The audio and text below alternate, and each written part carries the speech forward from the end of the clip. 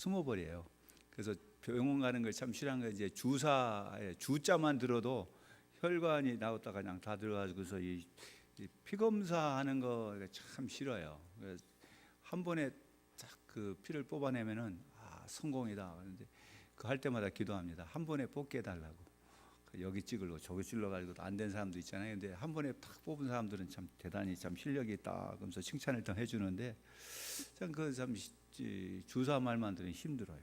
그런 사람이 있는가 하면은, 어떤 사람은 평생에 치과를 안 갔던 사람이 있어요. 그 왜 그러냐 했더니 자기 엄마가 치과에 가다가 치료받다가 죽었어요. 근데 잘못돼서 죽은 게 아니라 너무 두려워해 가지고서 심장마비로 죽어버린 거예요.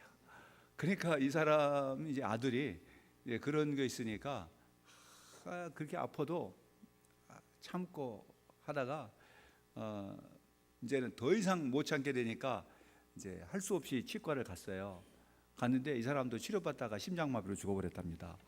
그러니까 이게 두려움이라고 하는 게 얼마나 참 무서운 것인가. 그때 2차 대전 때 그 전쟁에서 죽은 사람보다도 전쟁 그 동안에 또 그 이후에 그 후유증으로 두려움 이런 그로 인해서 뭐 심장마비라든가 또 그의 여러 가지 뭐 또 정신분열이라든가 등등 해가지고서 죽은 사람의 숫자가 2차 전 때 전사자보다 더 많다는 거예요. 그러니까 이거는 꼭 총에 맞아서 죽는 게 아니라 좀 뭐 무서운 이 총알보다 더 무서운 것이 두려움이다. 뭐 그런 얘기도 있어요. 실제로 어떤 것도 이제 이 홀로코스트 때 그 나치 독일이 유대인들을 학살할 때 어떤 것도 실험을 해봤냐면은 가스실에다가 시계를 딱 넣어놓고 그 앞서서 사람들이 다 죽어 나왔어요. 근데 한 사람을 딱 집어넣으면서 12시가 되면은 이 보이지 않는 백색 가스가 나와서 넌 죽을 것이다. 그래서 집어넣었는데 그때가 얼마였냐면 12시 10분 전이었어요. 그 10분 동안에 그 시계 소리가 착착착착 갈 때마다 이 사람의 심장이 얼마나 뛰는지, 그러다가 12시가 딱 되니까 죽어버렸답니다. 근데 뭐 백색 가스는 나오지 않았는데 12시에 나는 죽는다라는 거기에 의해서 이 사람 12시인가 죽어버렸대. 실제로 뭐 그런 참 두려움이라고 하는 게 우리의 삶에 있어서 정말 떼어낼 수 없는 그런 일이죠. 근데 사람들은 그 두려움이 있을 때 어떻게 하느냐 하는 거죠. 저는 이 병원에 주사만 들어도 혈관이 숨을 정도로 막 가슴이 두근거리고 하는데도 젊은 시절도 그러면 지금도 뭐가 있냐면 뭔가 해보고 싶은, 모험을 해보고 싶은 그런 호기심이 상당히 많았어요. 이제 젊은 시절에는 내가 해보고 싶었던 일 중에 가장 해보고 싶은 게, 지금도 한번 해보고 싶은 게 뭐가 있나 하면은 고공 낙하를 하고 싶은 거예요. 친구 가운데 그런 얘기를 해요.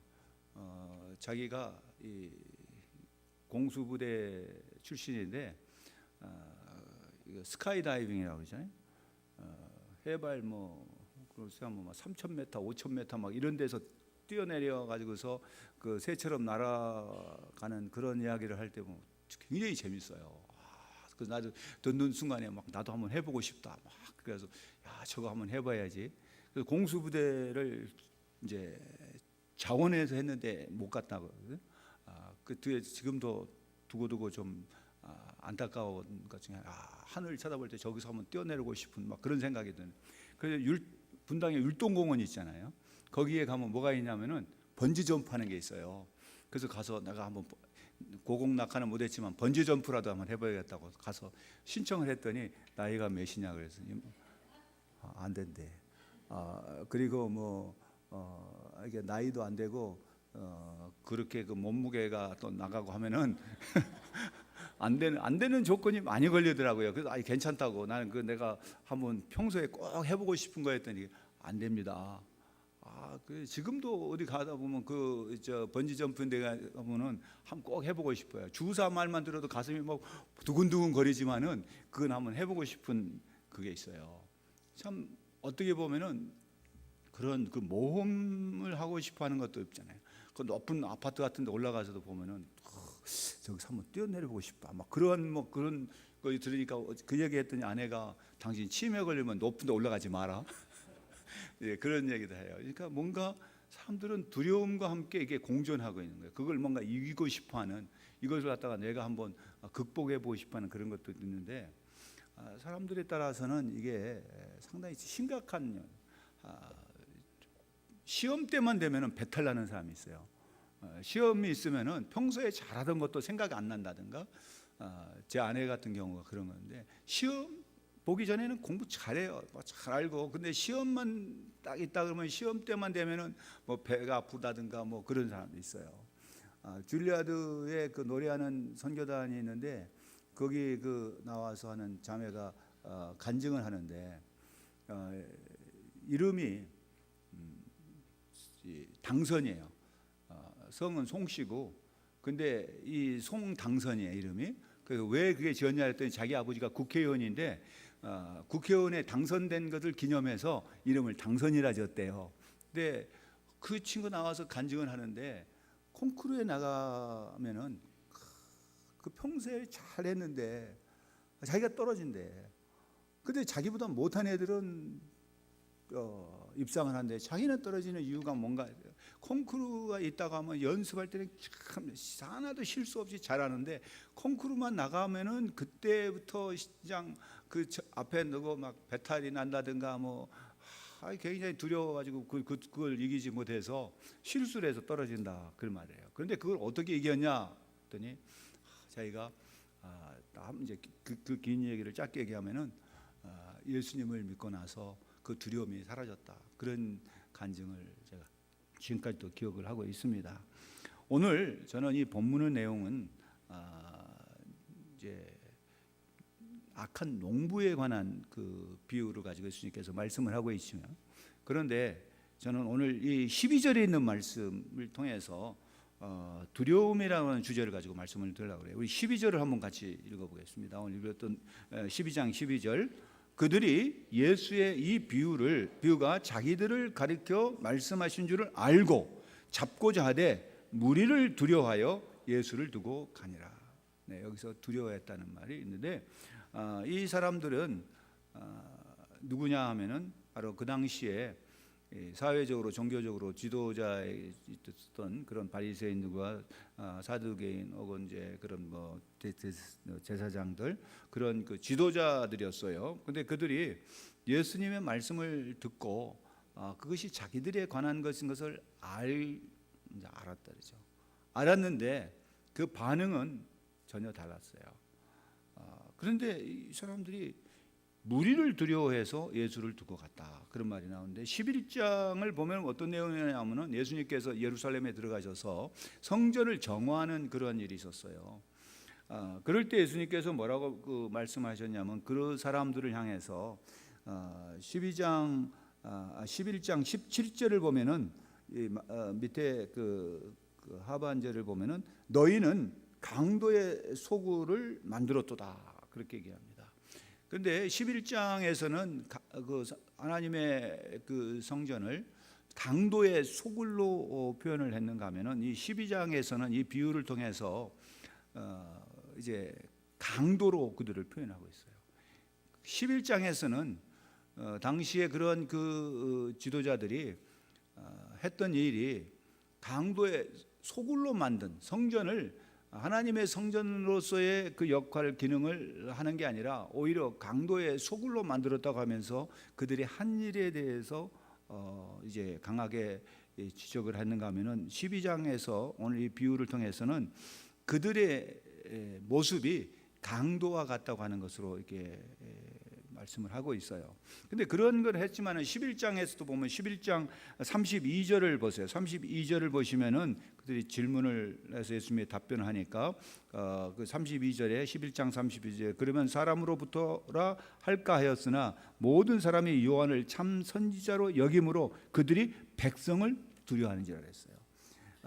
이 사람들은 백성들 위에 군림하고 백성들을 위에서 자기들이 존재한다고 생각하는, 그리고 백성들에게 하나님의 말씀을 이제 전파하는 데 있어서 그 가르치는 데 있어서 독점권을 갖고 있는 사람들이고 그야말로 모든 기득권과 권력을 소유하고 있는 로마 정부로부터 그들의 그런 기득권은 다 보호를 받고 특혜를 받았던 사람들이에요.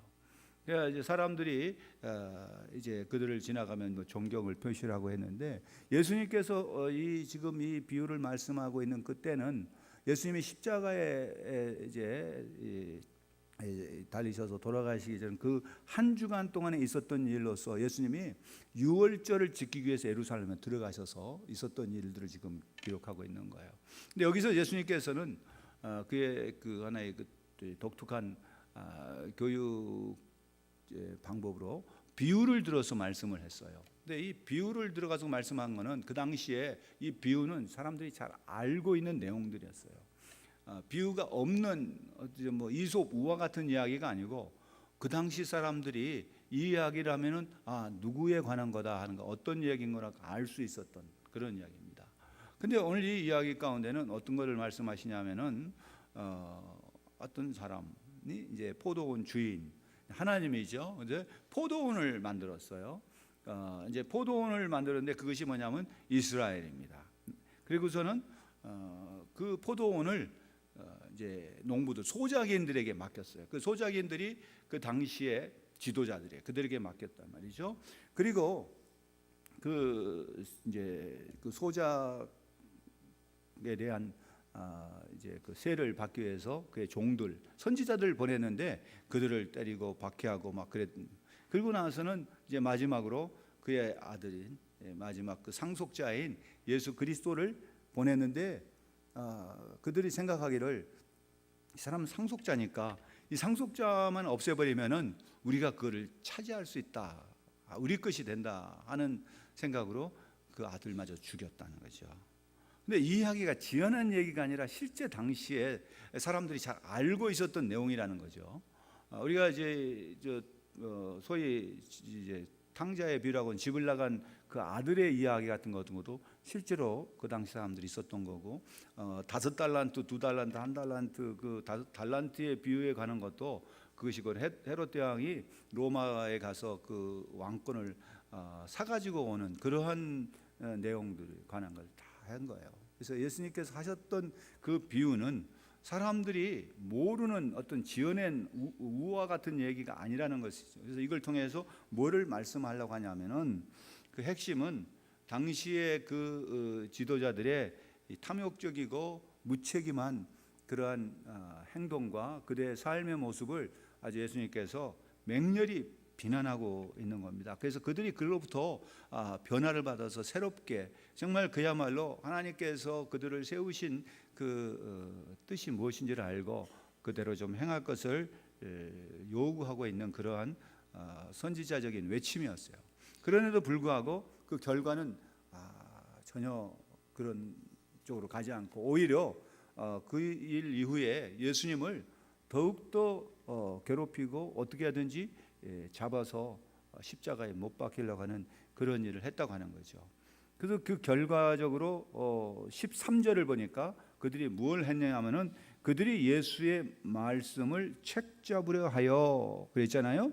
바리새인과 헤롯 당원 중에서 사람을 보내매 그랬어요.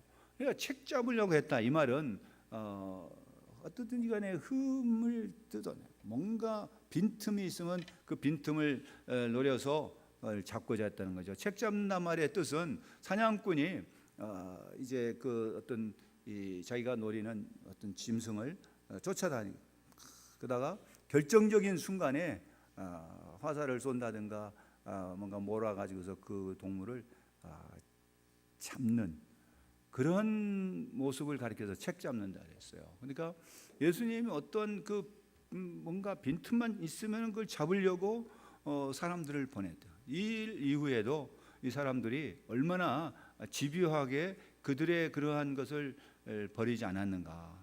정말 그들의 그 목적을 달성할 때까지는 예수님은 끝까지 쫓아다니면서 이렇게 틈을 노리고 그들을 괴롭혔다는 것을 볼 수가 있습니다. 근데 우리 12절을 통해서 보면은 예수님께서 이런 비유를 말씀하셨을 때 그 말씀을 듣고 정말 뭔가 변화돼야 할 사람들이 변화되지 않고 오히려 그 말씀하신 예수님을 잡으려고 했다는 거죠. 그래서 잡으려고 하되 무리를 두려워하여 그랬어요. 그래서 저는 이 비유의 내용을 통해서 다른 것보다는 이제 두려움의 대상이 우리의 삶 속에서 참 많을 때 그거를 갖다가 한번 좀 두려움에다가 주제를 가지고 말씀을 전하려고 하는 겁니다.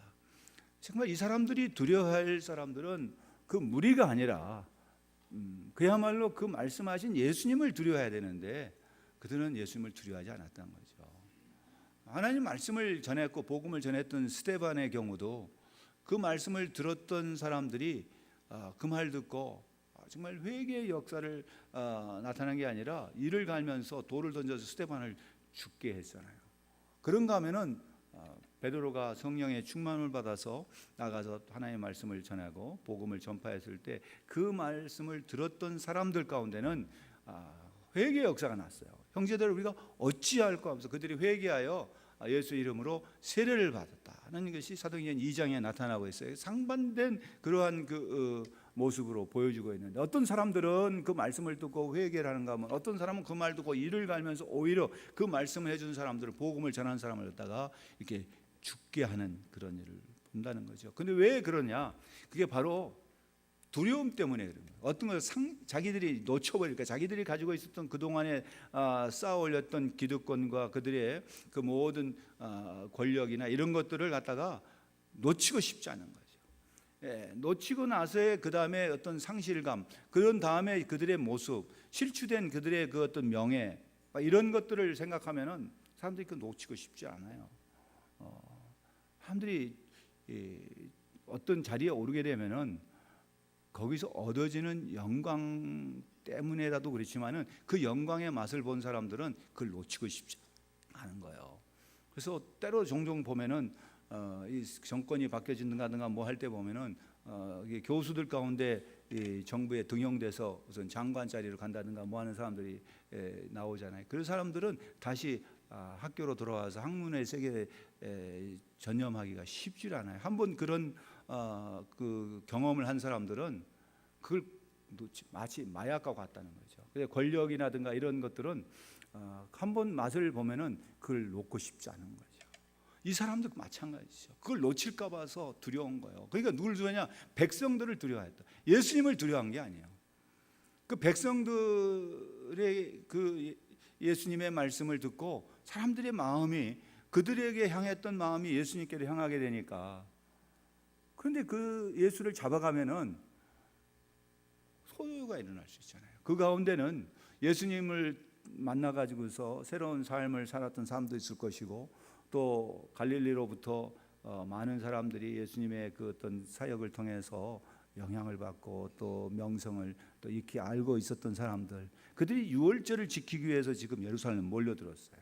예수님도 제자들과 함께 유월절을 지키기 위해서 지금 예루살렘 와 있는데 그 가운데는 많은 사람들이 예수님을 환영했고 다윗의 자손으로서 그를 칭송하고 그렇게 환영했던 그 사람들이 예수가 누군지에 대해서 좀 더 알고 있다는 얘기죠. 그런데 예수를 잡아가게 되면은 그 소요가 일어날 거예요. 그거는 현명한 일이 못 되다고 해서 그들을 두려워해 가지고서 예수를 두고 갔다 그랬어요.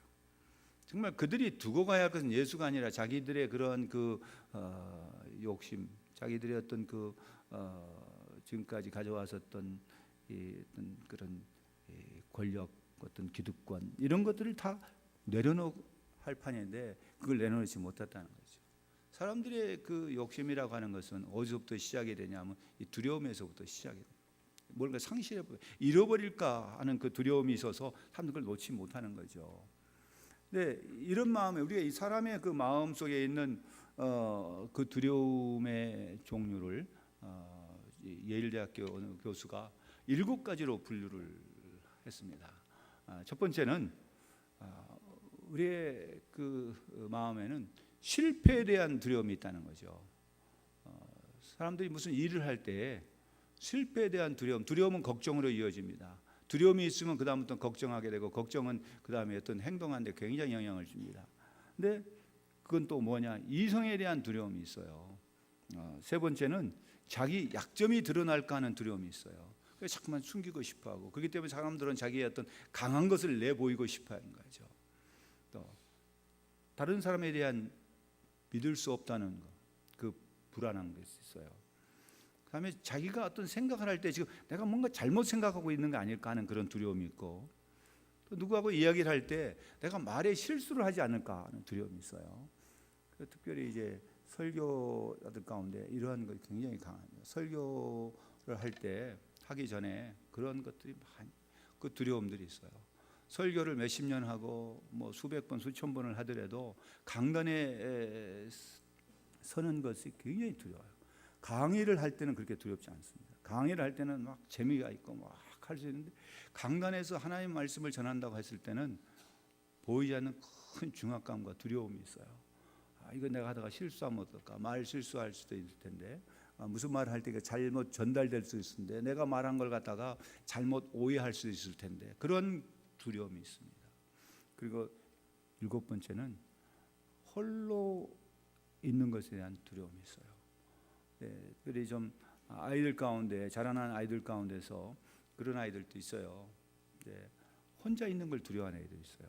그래서 이제 방을 따로 두고 이렇게 자라고 해두면은 불을 못 끄게 해요. 불 끄는 걸 싫어해요. 문 닫는 것도 싫어해요. 문 열어놓고 불 켜놓고 그리고 자나요. 그래서 가서 이제 불을 끄고 문을 닫아놓으면은 아침에 일어나서 왜 그랬냐고 그런 아이들도 있습니다. 혼자 있는 거에 두려움이죠. 나이가 들면은 또 그럴 수 있어요. 혼자 있는 게 참 두려워요. 혼자 있다가 내가 무슨 일을 당하면 어떻게 될까? 뭐 그러한 그 두려움이 다 있습니다. 근데 이런 두려움이 있는 것은 누구든지 마찬가지예요. 이거 뭐 몸이 건강하다고 해서 없거나 그러지 않잖아요. 그런데 두려움은 거기서 끝나는 게 아니라 그 사람의 생각을 지배하게 되는 거예요. 그 생각을 지배하면 그 사람의 행동까지도 그게 나타나요. 그런 행동은 그 사람의 사회생활에 굉장히 영향을 줍니다. 어떤 두려움이 있다고 하는 것은 그에게 있어서 생각하는 판단도 올바르게 하지 못할 뿐만 아니라 어떤 행동에서 상당히 무능하게 만들어져요. 두려움 때문에 뭔가 시도하려고 하지 않아요. 자기의 실력을 발휘하지 못하게 될 수도 있어요. 그리고 두려움 속에서 생각해서 내린 판단은 10중 8구는 실패로 끝날 때가 많고 잘못된 결과를 가질 때가 많아요. 올바른 판단을 할 수가 없다는 거죠. 그런데 오늘 이 말씀 통해서 우리는 이 두려움에 대해서, 이 두려움을 우리가 어떻게 해야 될 것인가. 여러분, 저는 이 두려움에 대해서 앞서 말씀드렸잖아요. 병원에 가서 주자 말만 들어도 혈관이 숨는, 가슴이 콩닥콩닥하고 주사기만 봐도 막 그런데 정말 그런 두려움이죠. 그러니까 우리가 어떻게 그걸 이겨낼 수 있을까? 근데 그런 거를 나 이제 안 무서워 그러다가 안 무서워지거나 지금부터 두려움 물러가라 그런다고 해서 싹 물러가나, 그러지 않아요. 한번 여러 가지 해봤어요. 내가 이제 주사기를 딱 보는 순간에 뭐냐면 나사렛 예수의 이름으로 내한테 두려우면 물러갈지어라 그랬는데도 혈관은 숨어 있더라고요. 그러니까 이제 그런 거가 내가 막 그런다고 해서 이게 막 두려움이 사라지고 막 뭐 한다고 해서 그러지 않다는. 그래서 자연적으로 우리가 어떤 걸 보면은 나도 어떻게 하기에 힘든 그런 게 있다는 거죠. 그럼 그거는 어떻게 해야 될까? 그렇죠. 저는 그 예를 들어서 이제 두 예를 든다면은 성경에 나오는 예를 통해서 보면은 첫 번째가 이 가데스 바네에서 모세가 각 지파에서 대표를 한 명씩 뽑아가지고서 그 약속의 땅에 정탐을 하라고 보냈어요. 근데 갔다 와서 그걸 보면 그 보고가 크게는 두 파로 나눠져요. 10명과 두 사람, 여호수아 갈렙으로 나눠져 가지고서 그 10명의 보고는 아주 참 비극적이죠. 아주 그야말로 이거는 자기들은 그 가서 보니까 아주 메뚜기 같다. 그리고 그 사람들이 얼마나 귀골이 장대한지, 정말 우리의 모습은 지금 거기에 비하니까 너무 형편없다. 막 두려움의 보고를 막 했어요. 근데 똑같은 걸 보고 여호수아 갈렙은 뭐라고 했냐면 그들은 우리의 밥이라고 얘기했단 말이죠. 그런데 저는 그 장면에서 뭘 생각해 보냐면 여호수아 갈렙이 딱 그 가가지고서 그 사람들 보면서 야 너희는 우리의 밥이다 처음부터 그런 생각을 했을까 하는 거죠. 야, 너 밥 잘 만났다 그렇게 얘기했을까요? 그러지 않다고 봐요. 여호수아 갈렙도 마찬가지로 두려움이 있었을 거고, 여호수 갈렙이라고 해서 그 10명 다른 10명과 다를 바 없어요. 전혀 다를 바가 없어요. 그 또 한 예를 든다면은 다윗이 골리앗 앞에 나왔을 때, 다윗은 소년이에요. 그 소년 다윗이 그 거인 골리앗을 보고, 야, 너 싸워서 이길 수 있어. 처음부터 그런 마음을 가졌을까?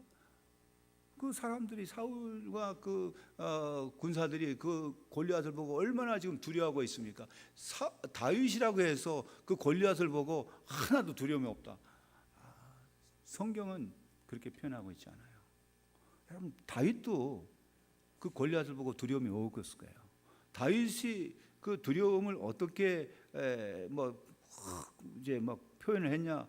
그런 건 없지만은 그 하나의 모습이 뭐냐면, 사울 왕이 입고 있었던 그 갑옷, 그걸 입었어요. 그리고 입혀주니까 그걸 입고 그 칼도 뭐 이렇게 또 그 무섭지 않으면 그걸 왜 처음부터, 그럼 나 이거 필요 없다 그랬을 텐데, 그거 입고 보려니까 움직이지 못하니까 벗었잖아요. 근데 그게 두려움이 없어서가 아니라, 다윗이 골리앗을 이긴 것은 두려움이 없어서 이긴 게 아닙니다. 여호수아 갈렙이 그 땅을 보면서 두려움이 없기 때문에 그랬던 것이 아니라고 봐요. 그것은 뭐냐? 그 두려움보다도 더 큰 것이, 두려움을 이길 수 있었던 믿음이 있었기 때문인 거죠. 그 두려움을 이길 수 있는 것은 다른 게 믿음이었다는 거죠. 다윗에게 있어서 어느 날 하루아침에 그 믿음이, 여호수아 갈렙에게 어느 날 하루아침에 그 믿음이 막 그냥 그 두려움보다 커진 믿음이 하늘에서 뚝뚝 떨어져 가지고서 가진 그런 모습이 아니라는 거죠. 그 믿음은 조금씩 마치 그 땅에 씨앗이 뿌려져 가지고 싹이 나고 이게 자라듯이 그런 과정을 거쳤다는 것을 보여주고 있어요. 여호수아 갈렙은 40년 동안의 광야 생활을 통해서 그 믿음이, 그 거인들을 가서 보고도 그 믿음이 그 두려움보다 더 커졌다, 더 크다는 것을 보여요. 이 다윗, 소년 다윗이 양을 치면서 그가 어려움이 왜 없겠습니까? 얼마나 많은 맹수들이 있었을 것이고, 그런 어려움이 있을 때마다 그가 그걸 보면서 두려움이 왜 없겠을까요? 그때마다 그런 하나님이 자기와 함께 한다는 그 믿음을 가지고 그걸 이겨냈다고 하는 거죠. 우리 앞에서 정말 많은 어려움들이 있고 힘든 일이 있을 때 우리는 그것을 어떻게 받아들여야 되냐? 나 보면서 나 하나 안 두려워, 무섭지 않아. 그래서 어디 있어요? 알펜시아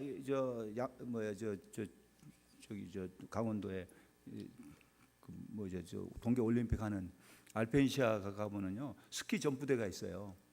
스키 점프대의 그 위에서 가면 유리로 한 부분을 갖다 이렇게 위에를 갖다가 딱 덮어놨어요.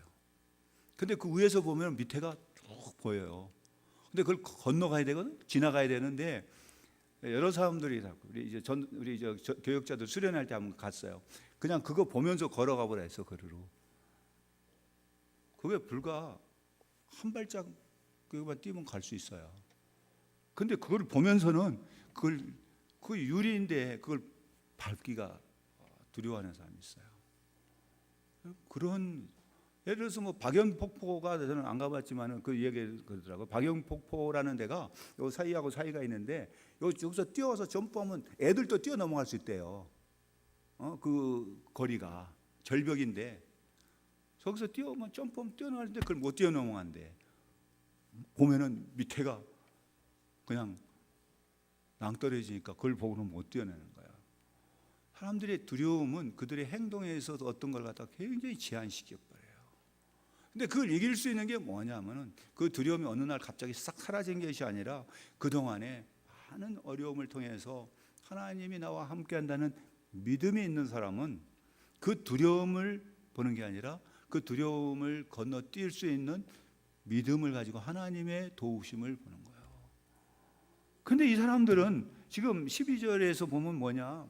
예수님의 말씀을 듣고 그들은 누구를, 예수님 앞에 자기들의 그러한 것을 내려놓고 자기가 무엇을 해야 될지, 어떻게 하는 게 좋겠습니까? 그런 것이 아니라 예수님을 본 게 아니라 그 무리들을 본 거예요. 자기들이 잃어버릴 수 있는 그 기득권과 자기들이 누리고 있었던 그런 모든 권세를 상실할까 봐 그런 상실감에 대한 두려움, 그것 때문에 예수님을 두고 떠났어요. 정말 자기들이 둬야 돼. 자기들이 내려놔야 할 것이 무엇인가? 여기에 예수를 두고 가니라는 것은 예수를 버렸다는 얘기예요. 예수님을 버린 거예요. 자기들이 버려야 할 걸 버리지 못한 거죠. 그 두려움은 그 백성들이 아니라 예수님을 두려워야죠. 여호와를 경외하는 것이 지혜의 근본이라 했어요. 근데 이것을 두려워한다는 공포를 느낀다는 건 아닙니다. 이 두려워한다는 것은 존경의 의미죠. 정말 그야말로 우리가 이 예배를 통해서 하나님을 두려워한다는 것은 하나님을 존경한다는 거예요. 부모가 자녀를 사랑할 때 자녀들은 부모를 존경하는 그 관계로서의 그걸 가지고 뭐하냐, 경외라는 표현을 했어요.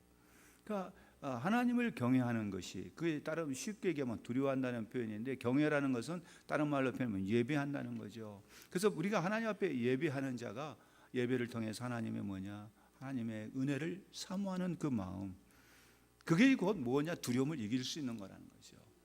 우리에게 있어서 두려움이 있을 때 두려움을 없다, 두려움 나는 몰라, 그런 얘기가 아니죠. 두려움이 있어요. 얼마든지 두려움이 찾아옵니다.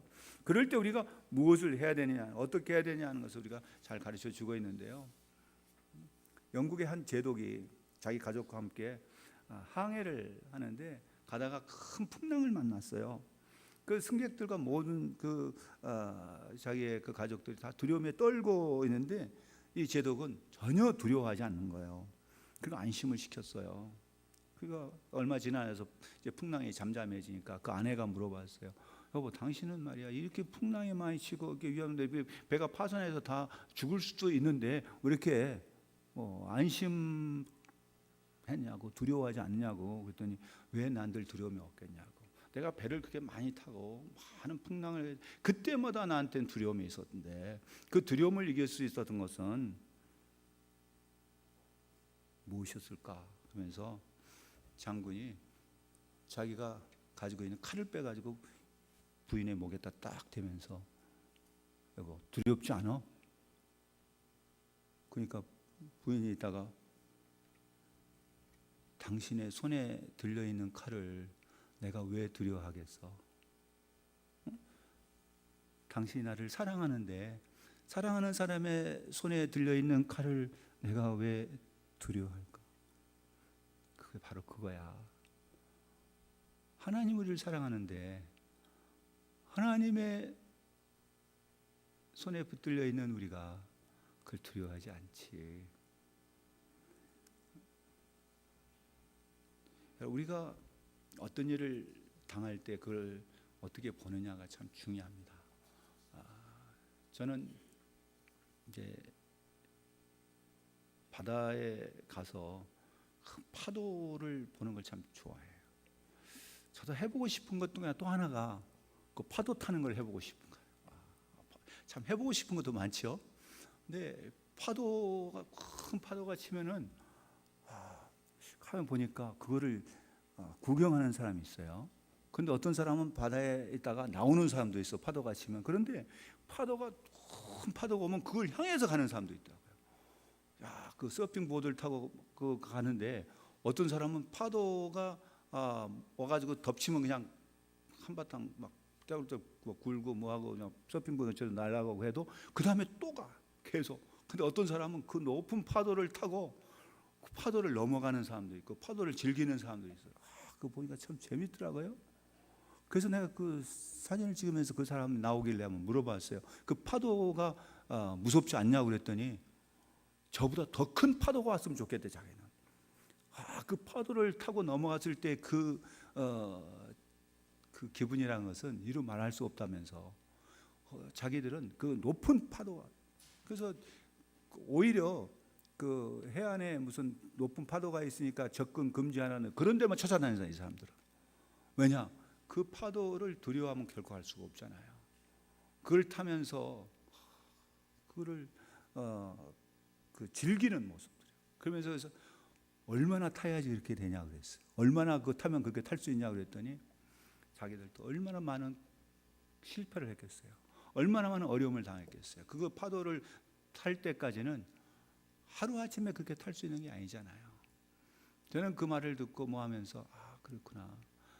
우리 앞에 닥쳐오는 그 큰 파도 같은 어려움들, 정말 나를 괴롭히고 있는 그 많은 풍랑 같은 그 파도들이 나를 향해 온다 할지라도 나는 그거를 두려워할 것이 아니라 그거를 뛰어넘는, 그거를 넘어가는, 파도 타는 그러한 모습이 되려면은 수없이 실패하고 그걸 통해서 많은 아픔과 고통을 견뎌내서 그걸 가야 되는 게 아닌가.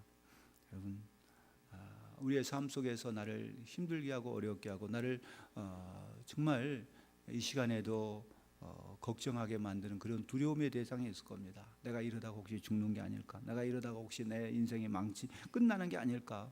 내가 이러다가 나의 모든 꿈이 다 사라지는 게 아닐까? 내가 그동안에 쌓아올렸던 그 많은 눈물과 땀, 그 많은 수고와 그것이 하루아침에 다 물거품 되지 않을까? 그러한 두려움이 우리 앞에 있을 수 있어요.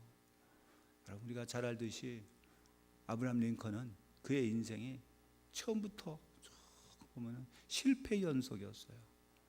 그런데 단 한 번의 성공이 그에게 대통령이 되겠는데, 그는 대통령이 되고 나서 남북 전쟁을 겪고 나서도 대통령이 됐지만 그 후에 계속해서 그가 손에 정말 어렵고 힘들 때마다 쥐었던 그 성경이 있어요. 워싱턴의 백악관에 가면 링컨이 애용했던 성경이 있는데 거기에 보면은 어느 한 부분에 하도 그 부분을 많이 봤기 때문에 거기에 링컨의 손자국이 거기에 그 페이지를 눌려 넣는 그런 것이 딱 표시가 돼 있어요. 그게 뭐냐면 시편 34편 4절이에요. 내가 여호와께 구하며 내게 응답하시며 내 모든 두려움에서 나를 건지시노다. 여러분, 우리 앞에 닥치고 있는 그 두려움이 있을 때 어떻게 해야 되는가? 여러분, 내가 두려움의 대상은 사람들이 아니라 바로 하나님이라고 하는 거죠. 하나님은 무서움의 대상이 아니라 공포의 대상이 아니라는 겁니다. 하나님은 우리가 찾아야 할 대상이에요. 하나님 우리가 두려울 때마다 찾아야 할 대상인데 이 사람들은 사람들을 두려워해서 예수를 버렸다. 여러분, 내가 버려야 할 것이 무엇인지, 내가 붙잡아야 할 것이 무엇인지 정말 다시 한번 생각해 보면서 우리 앞에 닥쳐 있는 많은 어려움이 있다 할지라도 믿음으로 그 어려움을, 풍파를, 고난의 두려움을 넘어가는 우리 성도들이 되시기를 간절히 소망합니다. 기도하겠습니다. 하나님 아버지, 감사합니다. 우리의 삶 속에서 우리와 함께 하시고 우리를 지키시는 하나님, 내가 힘들고 어려울 때마다 나의 곁에서 나를 지키시는 하나님, 우리는 주의 말씀을 믿습니다. 주의 약속을 붙듭니다. 우리 하나님이여, 저희들의 삶 속에서 두려움이 있을 때마다 그 두려움을 보는 게 아니라 두려움을 이겨낼 수 있는 믿음을 저희들에게 허락하시고, 우리 하나님 그 어려움을 통하여 더욱더 큰 믿음이 우리의 심령에서, 우리의 삶 속에서 싹이 나서 열매를 맺게 하여 주시옵소서. 예수님의 이름으로 기도합니다. 아멘.